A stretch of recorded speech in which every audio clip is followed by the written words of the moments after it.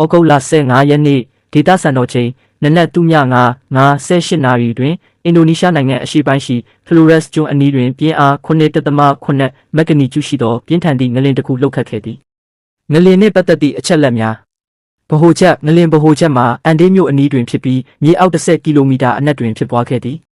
အကျိုးသက်ရောက်မှုလူဦးရေ9သိန်းခန့်သည်ငလျင်တံကိုပြင်းထန်စွာခံစားခဲ့ရပြီးအဆောက်အအုံများပျက်စီးမှုများရှိနိုင်ကြောင်းအမေရိကန်ဘူမိဗေဒဌာန USCA ခန့်မှန်းထားသည်နောက်ဆက်တွဲများပင်မငလျင်လှုပ်ပြီးနောက်ပြင်းအား